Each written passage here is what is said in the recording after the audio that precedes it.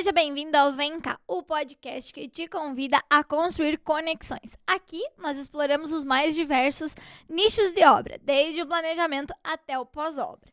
Eu sou a Poli e aqui é a minha dupla, o Vitor, e é um prazer ter você aqui conosco. Antes de tudo, eu preciso te convidar para se inscrever no nosso canal no YouTube, nos acompanhar no Spotify, no TikTok e no Instagram, @podcastvemcá em todas as nossas redes. Precisamos também agradecer quem está conosco fazendo tudo isso aqui acontecer, os nossos patrocinadores.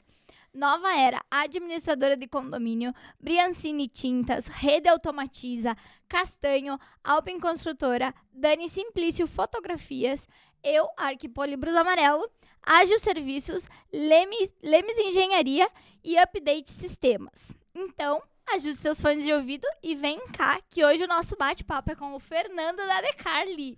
Tudo bem, Fernando? Seja muito bem-vindo. Seja bem-vindo, Fernando. Opa! Tudo bem. É um enorme prazer estar aqui com vocês.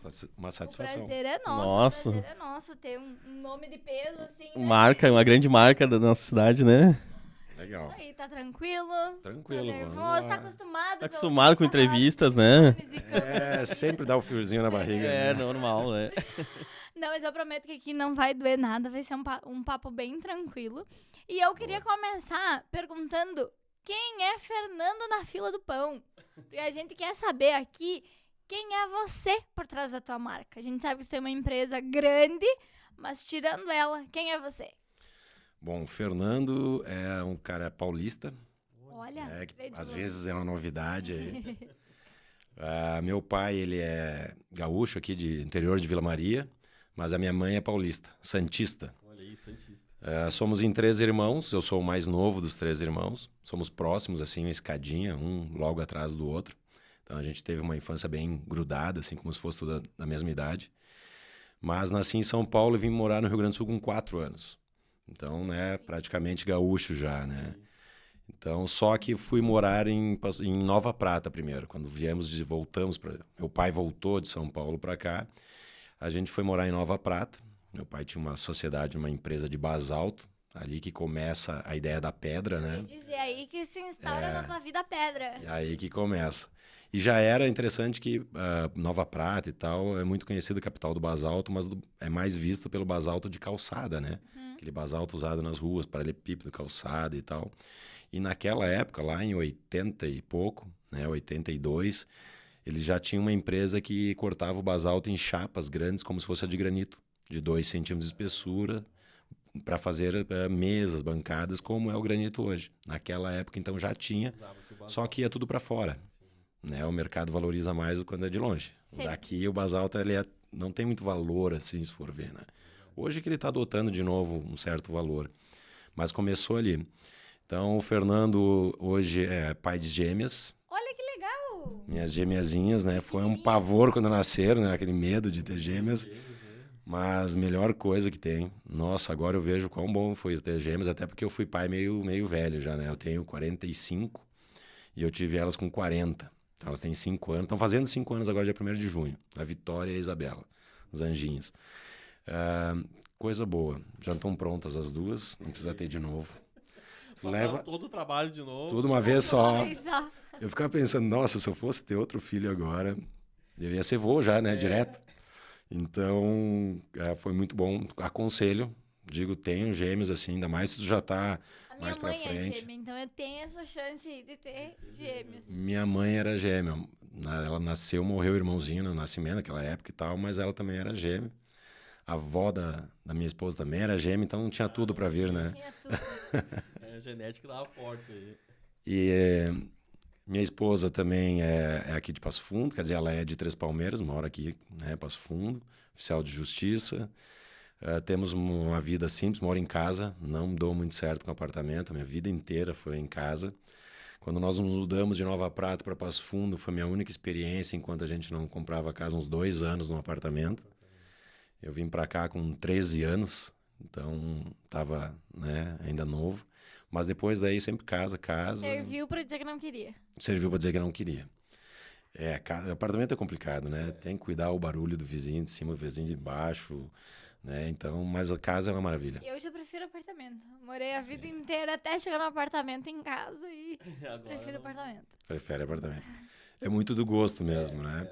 A gente está vendo agora essa leva de condomínios fechados ou até bairros abertos, né? Condomínio fechado eu vejo que te dá aquela tranquilidade de andar de bicicleta na rua para as crianças, né? Mas também depois que cresce ninguém mais quer saber. Né? Então, gosto é gosto. Gosto é gosto. E também eu acho que depende muito da fase da vida que você tá, né? Depende muito da fase. É o que eu vejo, né? Bastante criançada nos condomínios para ter essa liberdade. Sim.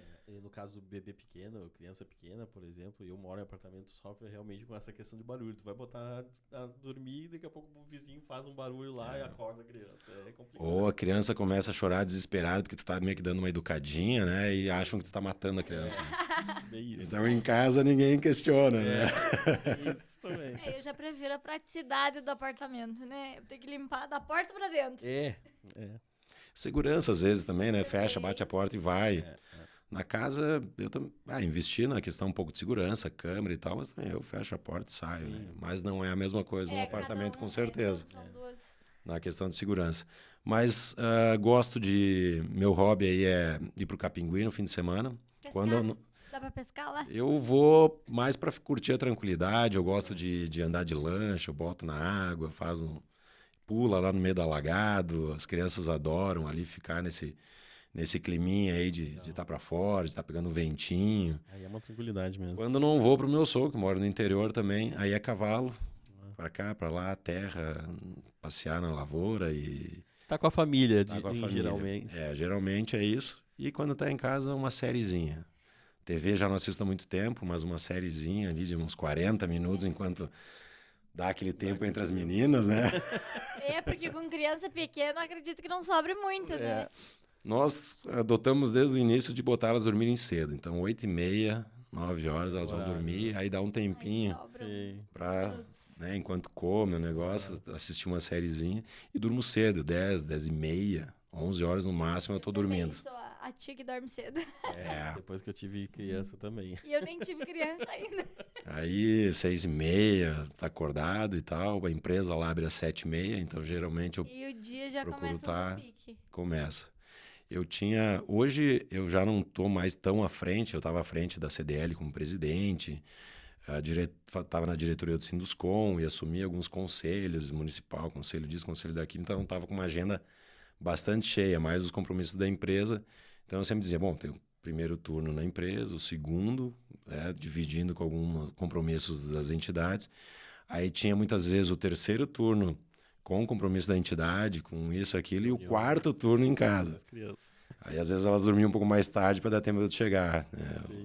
É complicado, mas é bom. Não dá para equilibrar todos os pratos, né? Hoje estou mais folgado, estou mais tranquilo, não estou mais na presidência, estou só na diretoria do CDL. Então hoje eu estou conseguindo curtir um pouquinho mais em casa. Vou pro terceiro turno, não tenho quarto. Já ajuda também para dar uma folgada, né? Porque às vezes o corpo até aguenta, mas e a cabeça? Né? Por isso que eu acho importante essas válvulas de escapes, né? Que nem vai pro Capinguí, coloca a lancha na água, relaxa, muda um pouco aquele contexto. Aí você consegue, porque é muita loucura realmente do dia a dia. Né? Os próprios empresas em si, trabalhar com pessoas internas, colaboradores, como com clientes. A nossa área da construção civil, a gente sabe que tem várias ansiedades dos clientes. Parte do granito, a parte final, geralmente é quase o último. Sim. Então o cliente muitas vezes já está com ansiedade de mudar, né? E já teve um horror de problemas anteriores com isso, com aquilo.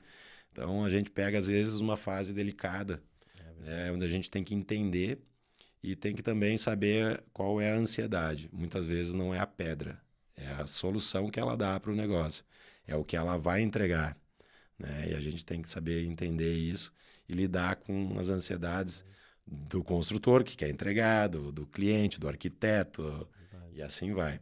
Então é interessante, eu digo que é fundamental ter essas válvulas de escape, nem que seja uma TVzinha, uma passeada, sair daquela rotina do dia a dia, vai pro clube, né? Vai almoçar em algum lugar mais para fora, acho que é bem importante isso pra gente.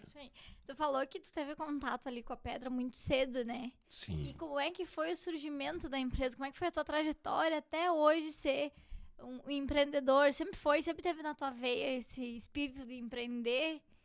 É família de gringo, italiano, né? Então bota Já trabalhar são cedo, né, empreendedores, cara? né? Não, e não tem muita opção de querer ir ou não ir. Ajuda, Vai ajudar vem a trabalhar ajudar. de qualquer Aham. jeito. Bem assim. O meu pai, ele nasceu no interior, 11 irmãos, e lá naquela época ele saiu para estudar, e o que tinha para estudar era seminário, então ele saiu para estudar para padre, né? Tanto que foi por isso que ele acabou indo para São Paulo, fazer a formação pelo seminário, a última formação, os últimos 1 ano, 2 anos foi em São Paulo, ele acabou então saindo e acabou fazendo direito, é advogado que nunca exerceu, acho que ele nunca fez, mas formou, foi dar aula.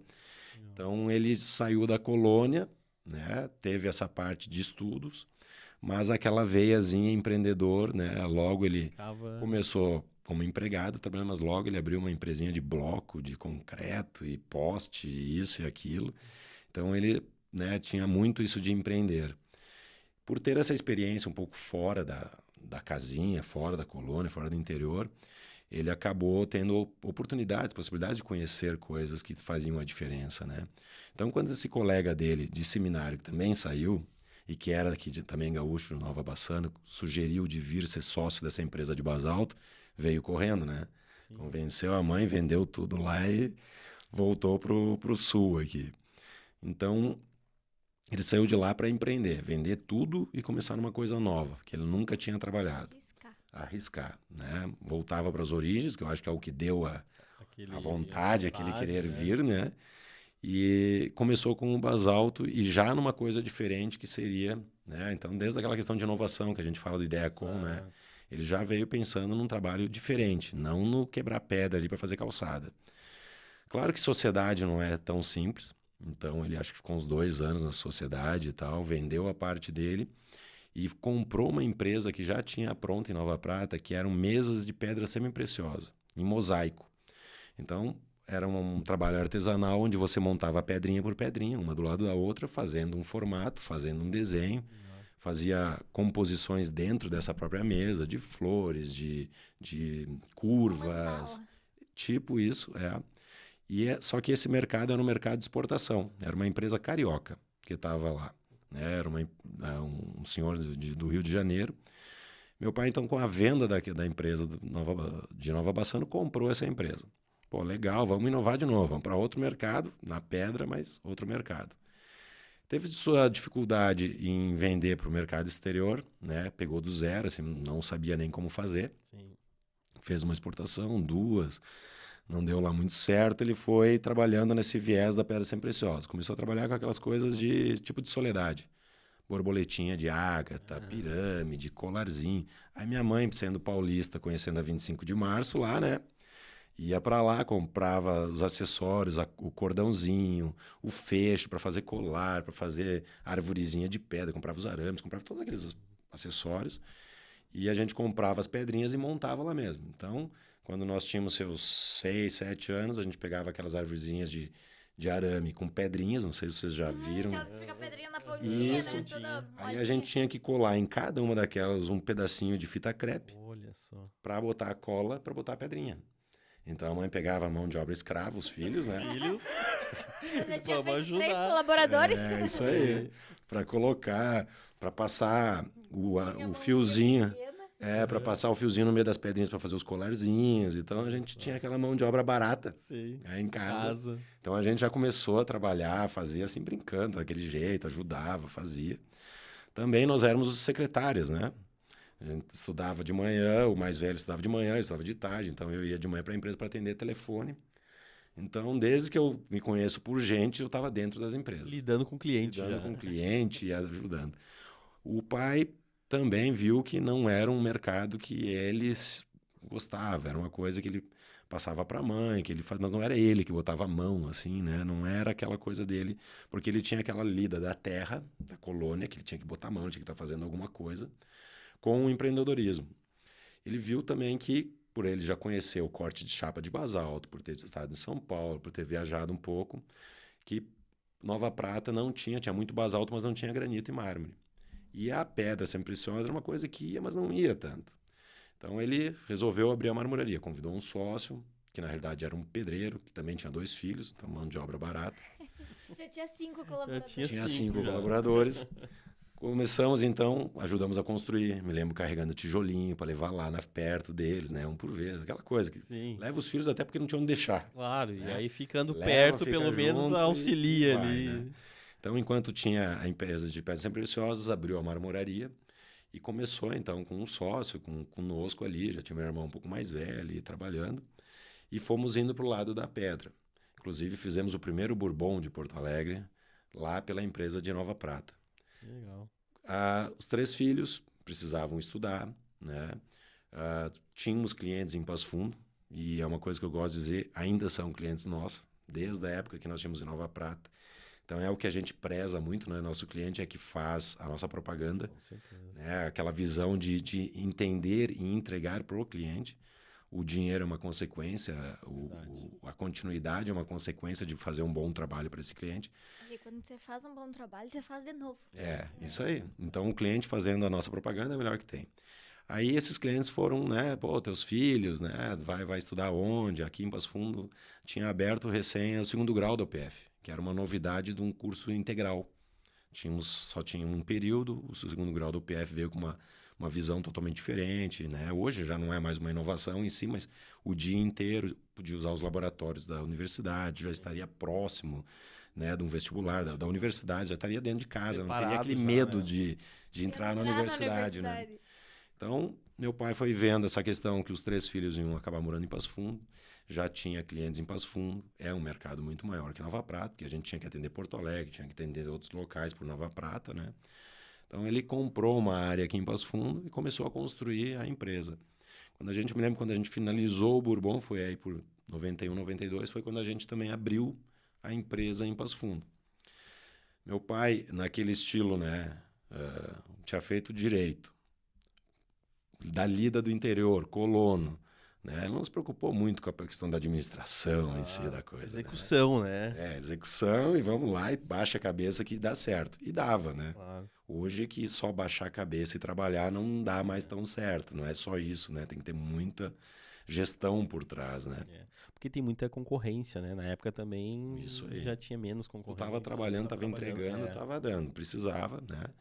Então o pai veio para Nova Prata, ele conseguiu manter mais um ano, mais ou menos, essa empresa em Nova Prata, sem estar lá, né? Fazendo aquela gestão, vou de vez em quando, volto. Sim. Começou a dar prejuízo, né? Então ele fechou as 2 empresas em Nova Prata, ele alugou os pavilhões, hoje já foram vendidos, a gente não tem mais nada em Nova Prata, né? Mas aí viemos para Passo Fundo, e aí eu já tinha então 13 anos, né? Fiz aí a 8ª do Conceição, meus 2 irmãos já estavam no 2º grau da UPF, depois eu fui para o 2º grau da UPF. E a gente, então, se insere mais entregando algo, né? Porque antes a gente ia lá, brincava, participava, atendia telefone. Mas aí a gente começa realmente a... Entender também que era um trabalho, né? Isso aí. Porque antes que nem falou, ia lá, brincava, Auxiliava, ia ajudava. né? E aí, às vezes, eu fico pensando, né? A gente não teve muita opção. Tu vai querer trabalhar na empresa do pai ou não. Tu vai trabalhar e pronto. Sim, Tem, né? Já nasceu com a carteira aqui, ó. É. assinada. nada. O meu irmão, que fez engenharia civil, o irmão mais velho, ele acabou... O curso era de manhã e de tarde, depois era de manhã à noite, ele acabou saindo um pouco da... Se afastou E um aí ele foi fazer o estágio para construção, então ele afastou um pouco, pouco. né? Claro. A gente, por mais que estudava de manhã à tarde, terminava às 5 e ia para a empresa, até para pegar carona, porque a empresa é bem do lado da UPF. Então a gente descia a pé para pegar carona para vir para casa com o pai. Sim. Fim de semana, enquanto todo mundo ia viajar nas férias, a gente tinha que ficar trabalhando. Conseguia tirar uns 10 dias na casa de algum amigo que tinha casa na praia, né? Mas senão a gente... Então, era aquela coisa que tu é meio obrigado, meio forçado, às vezes até não queria. Mas hoje eu fico me perguntando, né? Pô, se a gente tivesse tido talvez outras opções, ter passado por os outros trabalhos, talvez tinha gerado outras visões e outros conhecimentos. Podia até somar no próprio trabalho da empresa, né? Ou tu teria tido a opção de buscar outra coisa. Escolha, né? Mas- Escolha. Mas também hoje eu vejo que, cara, também foi excelente, né? Porque a Sim. gente não tem medo do trabalho. A gente carrega a pedra literalmente há muito tempo. Se né? tiver que construir, constrói. Então, às vezes, né, é interessante porque tem que mostrar para algum funcionário como é que faz, como é que lixa, como é que pega, a gente pode fazer. Sabe todo o processo. Hoje, não estou mais inserido realmente dentro, Mas a gente não tem medo de carregar. Descarreguei muito caminhão de pedra nas costas, até que hoje me dói um pouco. Hoje só as dor. Nas costas do pai. Hoje é tudo com ponte rolante, com todos A os... tecnologia tá aí pra hoje não isso, faz mais força. Até pega uma galerinha mais Nutella hoje que não sabia como é que fazia antes, né? Sim. Mas faz parte da evolução e não tem por que ficar carregando, fazendo esforço. Porque realmente chega, às vezes, a um ponto que pode gerar um Desconforto. prejudicar realmente, né? É. Hoje, graças a Deus, é tudo com maquinário, você quase não faz mais força. Sim. Todas as indústrias em si, e nessa minha parte de estar trabalhando com o CDL, com o Sinduscom e participando de alguns conselhos, a indústria às vezes ela é um pouco marginalizada, né? Porque é um ambiente insalubre, que é um ambiente agressivo, e cada vez mais isso é o contrário. Hoje, boas pessoas, né, que não têm muitas vezes educação ou não tem nenhum um círculo de vida que proporciona isso, são formadas e desenvolvidas nas indústrias. Tem tanta regra de gestão, uso do uniforme, manter limpo, manter IPIs, né? limpar, IPI, regra para entrar, regra para sair, bater ponto e tal, que tu forma pessoas boas para a sociedade dentro de uma indústria. Claro. Não tem mais aquele ambiente insalubre. Hoje eu não preciso nem mais oferecer, pagar a insalubridade por um ou outro IPI, e vários dos IPIs caíram, porque antes a marmoraria era uma poluição, aquele pó, Sim, pó, né? sílica no pulmão e tal. Hoje é tudo úmido, então não gera mais o pó. As máquinas diminuem o barulho, então tu quase não precisa. Usa o abafador, mas já não precisa, não é mais o mais rigoroso. Claro. A máscara não é mais necessária, né? Então, por que os ambientes fazer força, ergonometria? Cara, isso não tem mais preocupação. Né? Tu tem ponte aqui, tu tem braço mecânico ali para colocar em cima da máquina, tem carrinhos de transporte que levam. Então, hoje, eu vou te dizer que a indústria ela forma mais pessoas boas para a sociedade, para aprender a viver em sociedade, manter a cidade limpa, cuidar das ferramentas, cuidar das coisas, do que muitos outros locais que muitas vezes não te oferecem esse treinamento. Sim. É empresas de engenharia de segurança fazendo treinamento, desenvolvimento, cursos de NR, curso daquilo, que realmente formam pessoas melhores para viver em sociedade. A gente observa que cidades que são mais industrializadas são mais limpas. É verdade. São menos destruídas, né? São mais conservadas pela ação da indústria na formação dessa mão de obra que muitas vezes vem sem nada de competência, vem criado em ambientes até mais hostis e mais sujos e mais simples, né? E eles acabam tendo uma regra ali que outros serviços e ambientes às vezes não formam. Então é uma coisa que... Mas voltando... É bem interessante. Não, eu tava...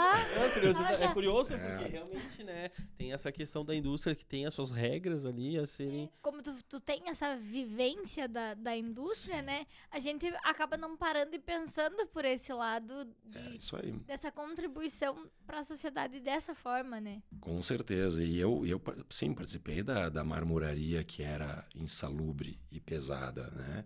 A gente que não é brincadeira ou não, mas a gente descarregava caminhão nas costas, né? Descarregava em 3, 4 peças pesadíssimas. Antigamente as chapas de granito eram todas de 3 centímetros. Ah, verdade. Né? Quando não tinha aquelas tampas de cemitério que era de 10 centímetros. Aquilo era uma loucura. Né? Hoje se trabalha com 2 centímetros, não tem por que ser de 13 e tal. Né? Antes, até pelos tipos dos materiais, e numa próxima a gente fala do quanto evoluiu o processo de industrialização do granito, do mármore, o que hoje possibilita ter 200 tipos, naquela época tinha 10, 12 tipos. Que era por causa da forma de extrair, que quebrava, que não quebrava. Sim. Então as chapas tinham que ser mais grossas para realmente poder Ter resistência. transporte, resistência, Chegar cortar inteira. para fazer, né? E hoje a tecnologia permite tu trabalhar com peças mais finas e tudo mais. Mas era pesado, era tudo a seco. Era pó, assim, na cara, né? Sim. Então, hoje não. Ainda bem que evoluiu. Ainda bem que coisas evoluiu. bastante. E é uma pena, e falando do meu setor, que infelizmente ainda mais de 50%, 60% ainda vive na idade da pedra. Literalmente, né? E que já é lei ter essas condições. Não é mais porque a Decarli é melhor, faz diferente. Não é lei. Ser ambiente úmido, né? Tem várias características que estão por lei. E, infelizmente, tem muita marmoraria que ainda não cumpre. Né? E até por ter uma característica normalmente de empresas pequenas. Menores. São poucas as marmorarias grandes no Brasil, no Rio Grande do Sul. né? Então, isso dá aquela característica, assim Mais como artesanal. marcenaria, metalúrgica, vidraçaria, que tu tem as boas, grandes, Sim, mas tem sim. muita pequenininha ainda, né? Que às vezes Mais não artesanal, cumpre, até por uma falta de fiscalização, porque eu acho que isso não é nem assim, ela é menor, deixa que faça. Cara, é saúde. Saúde. Temos que ter alguns cuidados mínimos, né, para que possa se prosseguir adiante. Com certeza. Mas isso é Brasil e aí tem muita coisa para evoluir ainda. Tem muita coisa Tem pra assunto evoluir, para isso resume. outro podcast só disso, Só né? disso. Mas o Fernando inicia aqui na marmoraria em Passo Fundo e segue, tem uma história da marmoraria em si, algumas Será que as coisas. meninas vão seguir também? Olha só, primeiro minhas filhas, quase 5 anos, né? Disseram, eu quero ser sereia quando crescer. Eu quero ser não sei o quê. Esses dias, e aí filha, já decidiu o que vai ser quando crescer? Eu vou trabalhar na Decarli. Olha aí. Mas olha aí, você é Olha aí. arquiteto. Eu digo, onde é que tu tirou isso? Mas 5 Eu aninhos. nunca falei, né? Assim, Isso. eu acho que alguém falando, tu vai ser arquiteto, vai trabalhar na empresa do teu pai. Já. Pode. Mas eu tô procurando fazer a mesma coisa com meus pais, tu vendo? Por um Ela período já eu tá achei atendendo o ruim, telefone, ainda não. Ainda não. mandando Mas WhatsApp. eu levo lá pra elas brincarem, né? E aí tem uma mais carinha, um pouco mais brava, assim. Daí ela falou assim, essa aí que vai te demitir quando ela tiver.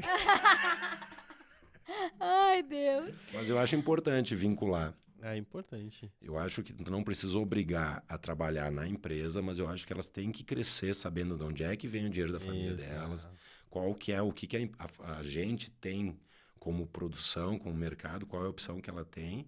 Eu acho que elas têm que aprender a trabalhar ali, mas depois vai ter o ponto que elas Elas podem têm escolher o opção de que escolha. fazer. Mas que elas vão conhecer o trabalho, que elas Ah. vão aprender a fazer aquilo, eu acho que é importante. E é sempre importante também, a gente sempre preza para os nossos filhos, a gente não quer que passe o que a gente passou. Sim. Por mais que você teve um crescimento de pessoa, um crescimento como pessoa, trabalhando com seus pais lá, né? A gente quer sempre o melhor, né? Isso. Mas é importante elas conhecer e saber dessa história que você está contando aqui para realmente saber e valorizar também a empresa que tu vai estar deixando para elas, vamos dizer assim, né? É importante saber de onde vêm as coisas, né? exato. Aquela história, né? Tem que conhecer o teu passado para entender o que tu pode ser e o que tu quer construir. Exatamente. Então é importante. Eu quero saber aonde que fica a fábrica, a loja e tudo mais. Mas antes eu preciso agradecer um dos nossos patrocinadores. Quero falar da Rede Automatiza. Você encontra eles no @Rede Automatiza. E lá eles trabalham com tecnologia aliada à segurança. Movimentadores de portões, catracas, cancelas, câmeras de segurança. O que Isso aí. mais, Vitor? Essa parte toda de segurança, tecnologia. É com eles, com né? eles. Então vamos seguindo aqui e me falando que as meninas brincam, então. Onde é que é a loja, onde é que é a fábrica, como é que tá toda essa parte distribuída aqui em Passo Fundo? A empresa, então, desde 92, né? Era uma área mais afastada um pouco. Hoje já virou praticamente centro da cidade, Centro, quase, né? né? É a BR-285, ali ao lado da universidade, entre a UPF e a Embrapa. Né? É um local de bastante discussão, pelo trevinho que tem na frente. Ah, verdade. Muitas vezes considerado o trevo do Decarli, que não é, né? É um trevo de uma área industrial. Né? Quando nós viemos para o Passo Fundo, do que está hoje já era. Sim. E naquela época já deveria ter existido um trevo para a área industrial, porque ali tem o terminal petrolífero, né? Muito Sim. antigo, de distribuição ali dos combustíveis. E hoje, né, com BS Bios, com a Kuhn, Marine, várias outras grandes empresas, cada vez se faz mais. Mas, né, existem projetos paralelos ali para resolver essa questão, e espero que um dia se solucione. Mas é uma área bem fácil acesso, é uma BR-285, que hoje já se estão pensando em fazer perimetrais por trás da universidade, porque já virou meio centro. Verdade. Faz uma ligação com La Barra, né, cidade nova, então virou uma rota de passagem para até a universidade. Nós temos ali o Vivenda das Palmeiras ao lado da universidade. Então a cidade meio que abraçou. A BS Bios está dentro da cidade hoje, o que era afastado antigamente, né? A BH agora, né? Não mais BS Bios. Então é uma empresa que teve que puxar a sua própria luz, teve que fazer o seu poço para a própria água, fazer toda a infraestrutura, né? Hoje, graças a Deus, com muito incômodo, já tem água da Corsã também, né? Porque o poço ele teve que ser todo homologado, tudo mais, então tem as suas características e tal. Ela ficou de fácil acesso, né? Tá ali na BR, tem a saída para Erechim, também para o outro lado, para Porto Alegre, para Carazinho, então ela ficou muito boa. Nós começamos a marmoraria Decarli na época, depois ela virou Decarli Mármores e Granitos, né? E desde então nós tivemos algumas mudanças só na logo em si, mas mantendo sempre o Decarli Mármores e Granitos. Foi atualizando, é isso aí. E é uma empresa que sempre foi construída na questão dessa inovação que meu pai sempre teve na veia e na questão de empreendedorismo. Então, como ele viajou e tal, e o pai é italiano, aquela coisa, foi para a Itália, e o berço da pedra e da tecnologia em pedra é a Itália, nós sempre investimos muito em tecnologia de maquinário. Fomos pioneiros em muitas máquinas. Tem uma máquina de rebaixo italiano, que ela faz a usinagem na própria pedra. Então, ela rebaixa a própria pedra, que tem uns 20 anos ou mais. Foi a primeira no Brasil. Depois teve no Rio, teve em São Paulo, e hoje já é uma máquina que, inclusive, é produzida aqui. Em termos também de corte de tecnologia, que é o principal, toda a pedra vai ser cortada. Então, nós trouxemos máquinas da Itália também CNC, né, com tecnologia que hoje já tem no Brasil, mas na época tinham 5, 6 máquinas no Brasil quando a gente trouxe. Então, máquina de polimento de borda, tecnologia italiana também. Então, nós fomos nos destacando em qualidade, em tecnologia, justamente por estas máquinas, porque ela tem a sua parte artesanal, na marmoraria, no produto final principalmente, que é na cozinha, e peças que você tem que montar, a montagem final ela é artesanal, na empresa e depois na casa do cliente. Claro. Mas as máquinas entregam as peças para os montadores já prontas, uma meia esquadril, 45 graus e tal, com uma qualidade que, se for feita manualmente, artesanalmente, não vai dar o mesmo. Então, nós fomos nos destacando por estas máquinas, por esse compromisso que vem lá da história do meu pai, de entregar para o cliente, de dar suporte, de não achar que basta uma venda, e não, sim, você tem que ter o cliente satisfeito. A gente foi construindo essa visão e fomos adotando as regras de trabalho, de lei, né? Hoje nós estamos montando o nosso relatório de sustentabilidade. Isso não foi só porque a Decarli pensava em sustentabilidade, mas eram desde questões de lei, Claro. né? De aproveitamento da água e assim por diante. E hoje a gente foi criando esse destaque que esse conjunto de ações que a gente foi fazendo nos leva a ter um destaque além do nosso próprio cliente, né, que nos gera essa posição. Então, hoje, nossa empresa, além de seguir as regras de trabalho, de transporte interno, trabalho úmido, tem que trabalhar 100% úmido. Consumo de água, né, bastante. Então, fizemos a canalização da água, decantação, recirculação, circuito fechado de água. Então, a gente praticamente não gasta mais água de fora. Recolhe água da chuva também para compor. Então, trabalha com sistema de circuito fechado. Aí, fotovoltaico. Vamos lá, vamos colocar sistema fotovoltaico. Praticamente 100% da nossa energia com sistema fotovoltaico. É um ecossisteminha. Legal. Aí fomos trabalhando para a questão do resíduo. Então, eu trabalho com silicone, massa plástica, né, álcool, cola. Então, contratamos a empresa que fez toda essa gestão e a gente segue desde a entrada até a descarte final na empresa adequada, qualificada, recebo lá o recibinho, entrego um relatório no fim do mês. Então, tenho todo o acompanhamento da minha cadeia de resíduos, né? A água e o lodo do poço. O nosso corte, talvez as pessoas acham que nosso trabalho é um tanto químico. Não tem nada de químico no processo de industrialização. É um corte com água, com ferramentas diamantadas. Então, o desgaste dos diamantes é muito pouco, perante. Então, é a água e o pó da própria pedra. Então, esse calcário é praticamente esse lodo é um calcário, dá para usar na horta. Então, cada 6 meses, 1 ano, a gente mede para poder manter essa nomenclatura que foi dada. E a gente pode usar tanto na horta, como eu posso usar como descarte para aterro, né? E poderia, inclusive, fazer venda, comércio, mas aí está faltando braço para isso. Sim, Eu ia dizer, podia ser um outro produto, pode vender 100% do nosso resíduo, poderia ser reaproveitado. As peças maiores de pedra, sei lá, acima de 15, 20, nós usamos para piso. Então, sempre que vai dando tempo, sobrando, a gente vai recortando aqueles quadradinhos e depois vende para construção, patamares.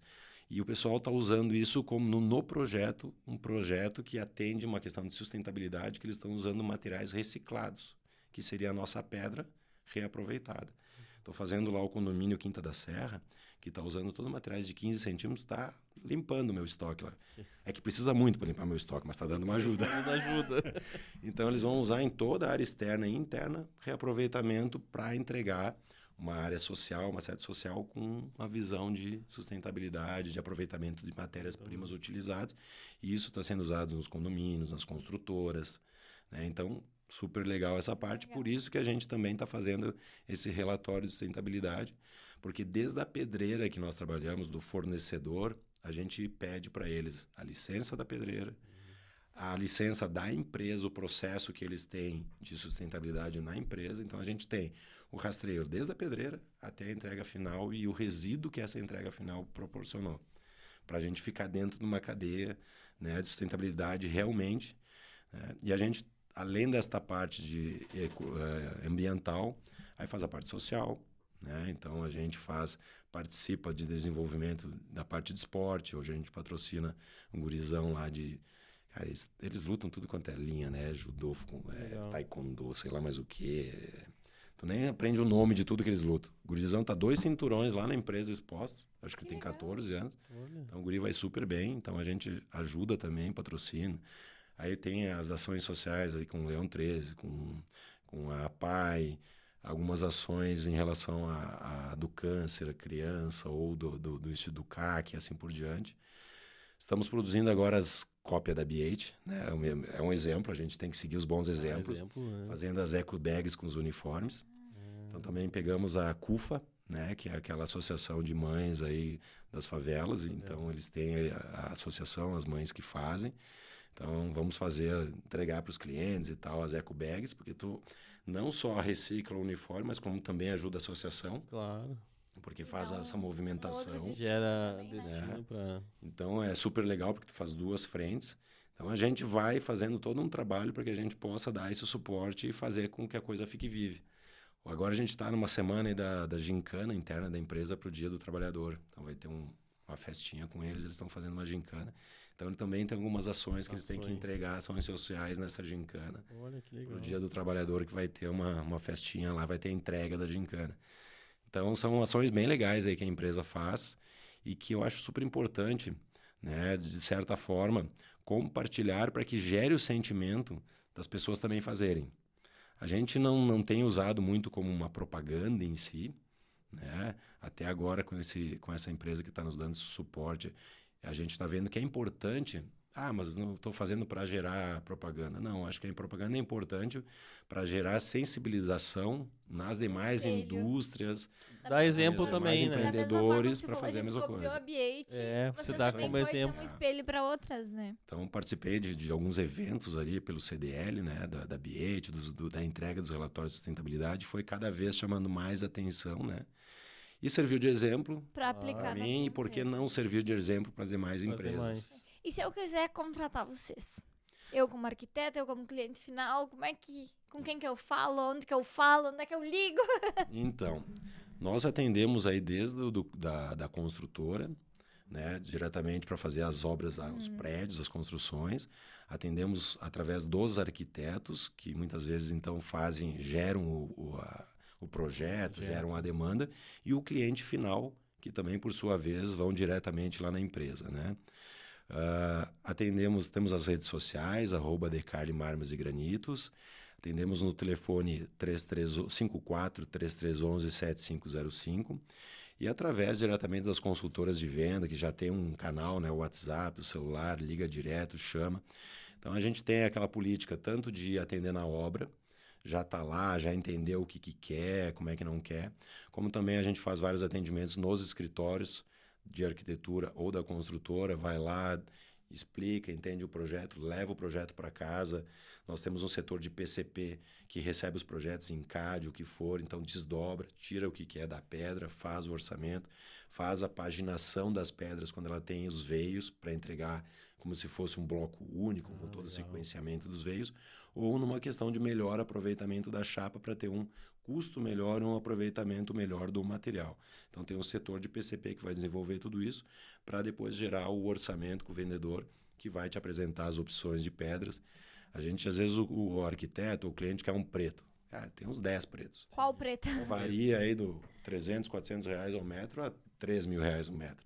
Então, conforme o ticket, aonde vai ser utilizado. Então, a gente tem toda essa consultoria para poder utilizar melhor. Mesmo o arquiteto ou o construtor que já estão acostumados a comprar e muitas vezes sabem aonde dá, onde não dá, seguido, a cada vez mais nós temos novidades de materiais e das suas aplicações também. Desde o tamanho, a gente faz no sketch a tua escada, né? Apresenta no sketch, então tem com a pedra que tu vai utilizar exatamente, então a gente tira a foto do material que está lá exposto, desenha no sketch para você enxergar como é que vai ficar instalada. Às vezes o cliente final não tem essa percepção. E ainda mais com uma pedra natural, que se o veio for colocado para cá, vai ficar uma sequência. Se for colocado para lá, vai ficar um outro desenho. Então, um trabalho bem legal, né? Então, a gente atende desde o CNPJ ao CPF como os parceiros, indicadores e assim por diante que fazem o projeto e têm já essa visão de qual material tem que estar ali exposto. Temos uma unidade em Porto Alegre, então podemos também atender, às vezes a gente atende a região por Porto Alegre, porque é mais fácil eles irem para Porto Alegre, porque é a capital, porque tem isso, porque tem aquilo, do que vir a Passo Fundo. Verdade. Então acabam conhecendo a Decarli, mesmo aqui da nossa região, acabam conhecendo a Decarli por Porto Alegre, e depois então ficam sabendo que tem ou acabam produzindo e fazendo aqui por Passo Fundo. Então Porto Alegre atende litoral e serra, né, e a grande Porto Alegre e Passo Fundo atende toda a região norte aqui do estado. Legal. Preciso também, agora, de novo, terminar com os nossos patrocinadores, né? Tenho mais 2 aqui na nossa listinha para falar deles. Da Nova Era Administradora de Condomínios. Para fazer toda a gestão do teu condomínio, organização financeira, com transparência e muita organização, né? Bastante organização. Fala lá com a Júlia no @novaera.adm. E a Briancini Tintas, no @Briancini Tintas. Lá também tu tem todo o material de pintura, tanto para cliente final quanto para prestadores de serviços, do CNPJ ao CPF, né? Isso aí. E agora a gente quer continuar nesse dia a dia aí da empresa. Conta para nós uma dificuldade que você, como empreendedor, para fazer tudo isso acontecer, sentiu na tua vida. Qual foi a tua maior dificuldade? Qual foi a maior dificuldade, né? Eu acho que o desafio, né, são trabalhar com as pessoas. Desde que nem eu falava anteriormente, as nossas pessoas internas, nossos colaboradores, né? Nós trabalhamos aí com alto padrão, então tem uma exigência maior, né, da qualidade, dele enxergar o que o cliente quer lá na ponta, como também nós trabalharmos com a ansiedade, a expectativa do cliente final, que muitas vezes ele não consegue nem visualizar. Ele tem uma ideia, mas ele não consegue visualizar, só visualiza e entende realmente quando está pronto. E conciliar essa expectativa. Realidade. Graças a Deus, e é o que nos dá o gás cada vez mais, é enxergar, quando o cliente vê aquela obra de arte pronta, porque a pedra acaba se tornando numa obra-prima. É lindo, né? Então, ele é um prazer para quem está entregando e é uma satisfação também para quem está recebendo. Então, assim, normalmente, graças a Deus, a gente consegue que ele se surpreenda com o que ele está recebendo do que ele não goste. Porque pode acontecer, né? Pode. Eu só consigo imaginar, eu não consigo imaginar, eu só vejo depois de pronto. E o depois de pronto não me agrada, né? A gente tem aquela dificuldade para, é feita uma coisa, é sob demanda, é sob medida. Não vai existir uma outra igual. Por mais que você use o mesmo material, ele nunca vai ser um igual ao outro. O próprio material é diferente, né? O próprio material dá diversidade, dá a exclusividade. Né? Então, o desafio, às vezes, é conter as emoções, né? Conter essas emoções dentro dessa expectativa. E, às vezes, surgem casos nas obras, né? Você vai lá para medir, eu fazia medição, fazia entrega, né? Então, você chega lá para fazer uma medição e ele está com outros 4, 5 prestadores que ele marcou na mesma hora para atender todo mundo e está enlouquecido quando ele te dá o oi. O que tu quer aqui? Acontece. Calma, cara. Resolve com a tua galera ali primeiro, respira e vem aqui conversar comigo. Então, às vezes, administrar essas questões em obra que gera algumas risadas ou E algumas... falando em risadas de complicações. obra, deve ter alguma. Tu deve ter vivido alguma coisa, já que tu tá com o pezinho na obra. Um perrengue, uma história engraçada, alguma coisa que tu passou aí que possa contar pra nós. Só pra gente terminar o episódio dando uma risadinha. Olha só, essa aí eu acho que eu vou ter que pensar um pouco, gente. Mas pra ti, que tá com o pezinho na obra lá, sempre tem um tem. perrenguezinho, Sempre né? tem. Olha, sei lá, a gente já fez... nesse viés, né? De ter uma expectativa e ter uma entrega. Claro. Bom, eu já começou assim, a gente marcar a medição e eu chegar lá, tá esperando o arquiteto, fica esperando, espera 10 minutos. E aí, tá vindo? Bah, cara, que bom que tu me ligou que eu tava dormindo, né? Nossa senhora. Aí eu digo, Senhora. cara, tem certeza? Não, então vamos marcar outro, porque se eu for esperar tu acordar e vir aqui e tal. Imagina. Então a gente acaba tendo essas... E o bom é que, assim, quando acaba tendo uma relação, tu pode abusar, né? Sim. Dá uma chacotada no cara, né? Fica depois 1 mês, 2 meses, aquela velha história. Nossa. Vamos marcar de noite, Mas se vamos... algum parceiro me ligar e eu estiver dormindo. Imagine. Quem sabe a gente marca a medida de noite? É. Uma cervejinha, que aí fica melhor, assim. Ninguém vai Ninguém vai esquecer. esquecer, né? De dia, talvez de noite, tu vai estar acordado. E tem dessa galeria que trabalha com ideias e tal. Muitas vezes trabalham mais à noite do que... É. Ó, não me liga antes das 10 da manhã, que eu durmo Mas tarde. aí deixando claro, né? Não tem problema, né? Exatamente, só não marca às 8 se tu levanta às 10. É. Mas eu ter que levar o cafezinho pro arquiteto lá na obra para ele acordar, já teve algumas pra gente discutir, assim. Viu só? Mas depois, quem sabe, eu lembro mais um caso... Conta um off e a gente compartilha. É, Depois. isso aí. Ah, então agora é a nossa última etapa aqui do pod, tá? A gente lá. quer a tua contribuição pro crescimento do nosso projeto aqui. A gente quer fazer um networking. A gente quer uma indicação, uma convocação. Que Convocação. quem é convidado é obrigado a vir sentar nessa cadeira. Quero que você convide alguém para estar aqui conosco, conversando também, tendo a oportunidade de contar a história, fazer propaganda e vender seu peixe, né? Olha só, eu tenho uma empresa aqui que a história da empresa ela se confunde um pouco naquela questão de empresa familiar e sucessão. Né? Nós estamos já na 2ª geração. Meu pai, ali na pandemia, aproveitou que teve que ficar forçado em casa um tempo e acabou gostando, né? Então, ali meio que se deu a sucessão, né? A gente realmente, o pai saiu da operação e podemos dizer que estamos na 2ª geração, tanto de Porto Alegre como de Passo Fundo. Mas é uma história familiar que vem se dando e os filhos vão mudando a cara, vão dando, de repente, uma outra personalidade, um viés de tecnologia, inovação maior, né? Uma questão mais profissional, às vezes, né? E isso aconteceu também com um amigo meu, que a gente acompanha a história dele há muito tempo, né? Que é lá a Vidraçaria Salton. Né? Uma empresa enorme, que ela era uma vidraçaria mais como é conhecida, onde você vai lá, compra o vidro, espelha, ele instala e tudo mais, com a entrada, então, dos filhos em si, né? Sim. E o Volmarzinho lá, que é o sucessor, mais que toca a parte da fábrica mesmo, eles mudaram para um viés somente de indústria. Eles não fazem mais a parte de instalação que nem a gente faz ou que nem a maioria das vidraçarias que a gente conhece. Eles são aquela indústria que vende só para o CNPJ. Né? E houve uma evolução dessa empresa enorme. Eles são, assim, uma das maiores do Brasil. Tem um faturamento enorme. É uma empresa que evoluiu muito e que cresceu muito. E que tem uma história, né, fantástica. Familiar É também, uma história empresa familiar. Omar, né? O Vomarzinho, então, tá convidado, tá convocado. O Marzinho é só pros íntimos, hoje ele vai chegar aqui e a gente pode chamar. Eu acho que pode, sim, até porque ele é meio baixinho.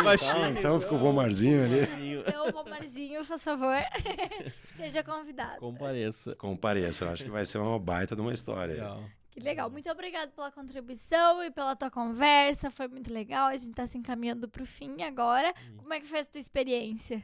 Maravilhosa. Nossa, eu acho que desse aqui dá para fazer mais uns 5 entrando em detalhes de cada uma, né? Legal. Na indústria, no crescimento, no desenvolvimento que houve em tecnologia para extração, para o trabalho da pedra. A Decarli, ela busca trabalhar a exclusividade. né? Exclusivo é o cliente que quer algo diferente, que quer algo exclusivo. Que a pedra, muitas vezes, por si só, traz uma exclusividade, porque nenhuma é igual à outra. Mas dentro dessa tecnologia e essas novas pedreiras que surgem materiais que são realmente exclusivos, né? Que não tem nem muita extração naquele formato. Porque a natureza, ela às vezes te permite extrair 2, 3 blocos naquele formato. Depois, mais para o fundo, já muda. Já muda. E você não vai achar mais igual. E essas matérias que vêm, elas se tornam disputadíssimas em termos de exclusividade. E a gente vê cada vez mais os clientes hoje buscam, e é o que a Decarli vem trabalhando desde o início, trabalhar com exclusividade. E por quê? Porque a gente tem que entregar essa satisfação para o cliente que vai nos vender adiante, que vai levar o nosso nome Levar para a adiante. terceira geração das meninas, a gente já fazendo vendas. Tem os filhos do meu irmão também, um casalzinho que eles têm, a menina já tem uns 14, a Rafinha. Então, ó, tá esses aí. Essa aí eu acho que já Antes das começa antes lá e Começa depois vem as gêmeas. Mas legal. Acho que Mas agradecer então- bastante a tua presença aí, porque somou bastante com o nosso podcast. Eu fiquei impressionado, né, com a estrutura aqui de vocês, com a organização de legal. vocês, toda a Muito criação do obrigado. roteiro.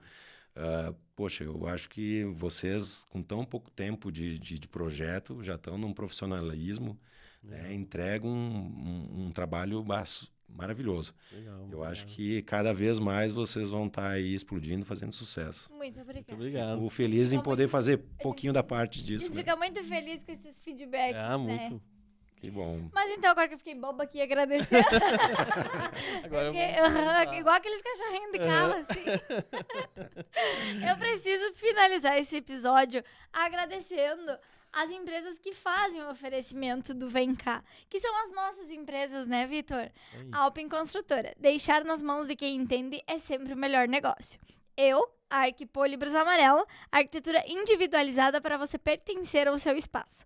A Dani Simplício Fotografias, a sua imagem com uma narrativa visual única e autêntica. Ágil Serviços, precisou, seja ágil. E a Castanho Home Design. O seu ambiente merece mais que móveis, merece personalidade.